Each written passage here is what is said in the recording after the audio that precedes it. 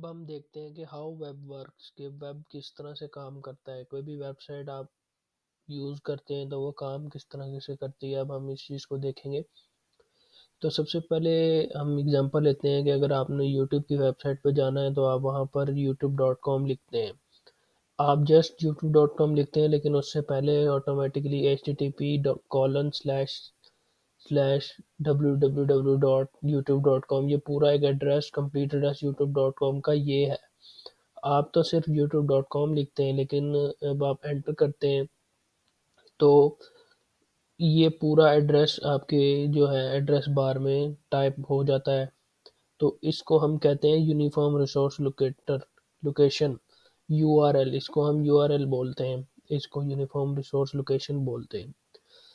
अब ये यूआरएल क्या है? It is a way to locate a resource on the internet. ये एक वे है कि हम जिसके ज़रिए हम किसी भी रिसोर्स को लोकेट कर सकते हैं ओवर द इंटरनेट। अब रिसोर्स क्या होगा कि resource can be a web pages, images, video files और फॉन्ट्स। आप किसी भी वेबसाइट पे जाते हैं, आपने फॉर एग्जांपल आप youtube.com पे गए, उसने आपको youtube.com का पेज ओपन करके दे दिया। तो उसने आपको रिसोर्स जो आप चाहते थे, रिसोर्स जो ज़रिया आप चाहते थे, वो उसने आपको रिटर्न करके दे दिया। अब वो रिसोर्स कुछ टाइप का भी हो सकता है, वो वेब पेज भी हो सकता है, वो इमेजेस भी हो सकती हैं, वो वीडियो फाइल्स भी हो सकती हैं और वो फ़ॉन्ट्स भी हो सकता है। तो वेब पेजेस के अंदर ही इमेज भी आ सकती हैं, फ़ॉन्ट्स भी आ सकते हैं और वीडियो फाइल्स भी आ सकती हैं। What happen when you type URL in the browser and hit enter? क्या होता है जब आप किसी भी ब्राउज़र में जाके यूआरएल टाइप करते हैं और एंटर करते हैं? यूआरएल क्या होता है मैं आपको बता चुका हूँ कि यूआरएल एक ऐसी यूनिफॉर्म रिसोर्स लोकेशन होती है कि जिसके ज़रिए हम वेबसाइट से रिसोर्सेज लोकेट करते हैं। उस यूआरएल की मदद से हम रिसोर्सेज लोकेट करते हैं। फॉर एग्जांपल हम लिखते हैं www.youtube.com, तो हम यूट्यूब के रिसोर्सेज लोकेट करना चाह रहे हैं, तो उसका एक यूआरएल हो गया youtube.com। The two things involve here, किसमें टू थिंग्स इन्वॉल्व होती हैं? दो चीज़ें इन्वॉल्व होती हैं हमारे पास। जब हम किसी भी ब्राउज़र में जाके कोई भी यूआरएल एंटर करके हिट एंटर करते हैं तो हमारे पास दो चीज़ें इन्वॉल्व होती हैं उसके अंदर। सबसे पहले ब्राउज़र होता है हमारा, जो कि क्लाइंट कहलाता है। ब्राउज़र आल्सो कॉल्ड क्लाइंट, जिसको हम क्लाइंट भी कहते हैं। उसके बाद the computer that host the website, और वो कंप्यूटर जो उसको होस्ट करता है। आप अपने कंप्यूटर से कोई भी वेबसाइट का एड्रेस टाइप करके एंटर करते हैं, तो आपका जो कंप्यूटर है वो एक क्लाइंट कंप्यूटर है। और जहाँ से वो वेबसाइट आपके पास आनी है, वहाँ पर एक कंप्यूटर है। वो जो कंप्यूटर है, वो कौन सा कंप्यूटर है? उस कंप्यूटर को कहते हैं, that computer are called web servers और सर्वर्स। उसको हम वेब सर्वर या सर्वर कहते हैं। That is what we called client server model. तो इस पूरे मॉडल को हम कहते हैं क्लाइंट सर्वर मॉडल। कि क्या होता है कि आपका जो ब्राउज़र में आपका जो कंप्यूटर है जिसमें आप एड्रेस टाइप कर रहे हैं, वो क्लाइंट है। और जहाँ से वेबसाइट आनी है, जहाँ से रिसोर्स आना है, हम रिसोर्स लोकेट कर रहे हैं ना यूनिफॉर्म रिसोर्स लोकेशन की मदद से। यूनिफॉर्म रिसोर्स लोकेटर की मदद से हम रिसोर्स लोकेट कर रहे हैं, तो वो जहाँ से रिसोर्स आना है, वो हमारे पास क्या होता है? सर्वर होता है। ये एक डायग्राम आपके सामने शो कर रहा हूँ। इसमें आप देख सकते हैं कि क्लाइंट, इसमें आप लेफ्ट साइड पे देखें, जो क्लाइंट वाला कंप्यूटर है वो आपका कंप्यूटर है, जिसमें आप क्या करते हैं, आप कोई भी यूआरएल एंटर करते हैं, टाइप करके हिट करते हैं। तो सबसे पहले आप देखेंगे कि यहाँ पर ये रिक्वेस्ट जाती है, ये रिक्वेस्ट सर्वर के पास जाती है और सर्वर क्या करता है? सर्वर आप हमें रिस्पॉन्स देता है। अब वो रिक्वेस्ट कैसे जाती है और रिस्पॉन्स कैसे देता है, ये भी हम कुछ देर में देखेंगे। कि हम अपना एक टूल है, डेव टूल्स हमारे ब्राउज़र में होता है, उसको उसकी मदद से हम देखेंगे कि रिक्वेस्ट कैसे जाती है और रिस्पॉन्स कैसे आता है। अब आ जाते हैं हाइपरटेक्स्ट ट्रांसफ़र प्रोटोकॉल। ये क्या चीज़ होती है? एचटीटीपी। आपने अक्सर वेबसाइट के अंदर, अभी मैंने पीछे दिखाया आपको कि आपने youtube.com जब सर्च करते हैं तो उससे पहले http://www.youtube.com ऐसे लिखा हुआ आता है। तो ये HTTP जो वेबसाइट के पहले लिखा हुआ होता है वो बेसिकली है क्या? The message is formatted based on this protocol. Basically आप जब कोई भी रिक्वेस्ट करते हैं किसी भी सर्वर को और आपको रिस्पॉन्स आता है, तो वो जो मैसेज की फॉर्मेशन है, मैसेज किस तरीके से फॉर्मेट होगा, वो इस प्रोटोकॉल की मदद से फॉर्मेट होता है। It is use for the client and server to talk to each other. ये वो मेथड है जिसके ज़रिए क्लाइंट और सर्वर आपस में कम्युनिकेट करते हैं, टॉक करते हैं। मतलब आपने कोई भी वेबसाइट का यूआरएल अपने ब्राउज़र में टाइप किया और एंटर किया, तो इस प्रोटोकॉल की मदद से ही वो एज अ मैसेज जो है क्लाइंट से सर्वर की तरफ जाएगा। It is a method for communicating over the internet. ये मैं बता चुका हूँ कि ये हमारे पास कम्युनिकेशन का एक मेथड है ओवर द इंटरनेट।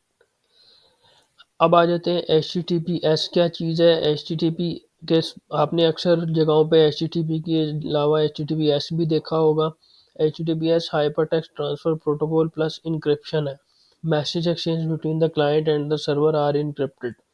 कि जो भी आप मैसेज भेजते हैं क्लाइंट से सर्वर तक वो इनक्रिप्टेड होते हैं। इनक्रिप्टेड का मतलब है कि उसको एक सिक्योरिटी कोड में कन्वर्ट कर दिया जाता है कि कोई भी दरमियान में से कोई उसे रीड ना कर सके। तो ये सिक्योरिटी रीजंस की वजह से हम HTTPS यूज़ कर सकते हैं, HTTPS यूज़ किया जाता है। तो जब आप HTTPS के साथ कोई भी यूआरएल टाइप करेंगे तो वो इनक्रिप्टेड होके जाएगा। अब आते हैं डॉक्यूमेंट ऑब्जेक्ट मॉडल क्या होता है। अब जिन लोगों का HTML CSS में कुछ एक्सपीरियंस है उनको मालूम होगा डॉक्यूमेंट ऑब्जेक्ट मॉडल के बारे में, और जो जिनको जावास्क्रिप्ट की नॉलेज है उनको इसके बारे में ज़्यादा अच्छी तरह मालूम होगा। तो डॉक्यूमेंट ऑब्जेक्ट मॉडल मैं आपको बता देता हूँ। When the browser sends the request to the server get the request and send the response to the browser in the form of DOM. Document object model, जब आप किसी भी ब्राउज़र से किसी सर्वर को रिक्वेस्ट करते हैं तो वो जो रिस्पॉन्स सेंड करता है वो कोई भी HTML का डॉक्यूमेंट फॉर एग्जांपल अगर उसने सेंड किया है तो वो डॉम की फॉर्म में करता है, डॉक्यूमेंट ऑब्जेक्ट मॉडल की फॉर्म में। It represents the objects and elements in a HTML document.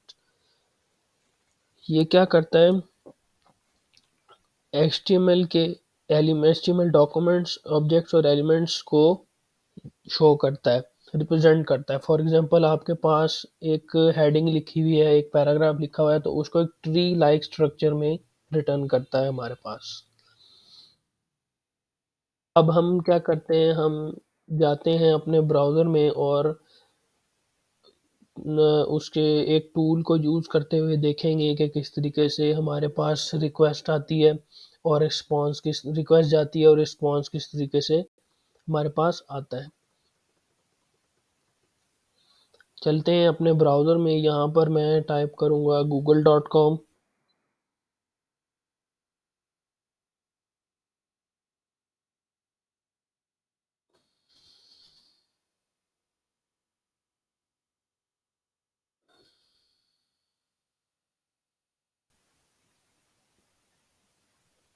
तो ये google.com हमारे पास खुल के आ गया है। पहले भी आ रहा था, बस मैंने आपको यहाँ पर एक एग्जांपल शो करवानी है कि किस तरीके से हमारे पास ये google.com का आता है। अब हम क्या करेंगे, हम यहाँ पर जो भी एक किसी भी ब्राउज़र में हमारे पास टूल अवेलेबल होता है, डेव टूल, उसको ओपन करेंगे। आपने यहाँ पर राइट क्लिक करना है, उसके बाद आपने ये इस ऑप्शन पे क्लिक करना है, इंस्पेक्ट। इस पे क्लिक करेंगे तो आपके सामने एक विंडो ओपन हो जाएगी कुछ इस तरीके से। ये विंडो आपके सामने ओपन हो जाएगी। इसमें आपको डिफरेंट ऑप्शंस देखने को मिलेंगी, एलिमेंट्स, कंसोल्स, और जो लोग जिनका HTML CSS में एक्सपीरियंस है उनको इस डेव टूल की पहले ही नो हाउ होगी कि ये क्या चीज़ होती है, क्योंकि फ्रंट एंड डेवलपर के लिए ये डेव टूल बहुत ही ज़्यादा हेल्पफुल होता है। इसकी मदद से काफ़ी ज़्यादा फ़ायदा होता है हमें अपने फ्रंट एंड की वेबसाइट का फ्रंट एंड बनाने में। तो फर्दर इस वीडियो के अंदर हम इसका यूज़ करने वाले हैं। तो इसमें हम जाएंगे नेटवर्क के अंदर, जैसा कि मैंने आपको इंट्रोडक्शन में बताया था कि हम इस कोर्स के अंदर इंस्पेक्टिंग नेटवर्क ट्रैफिक देखेंगे डेव टूल्स की मदद से। तो ये हम वही चीज़ अभी यहाँ पे कर रहे हैं।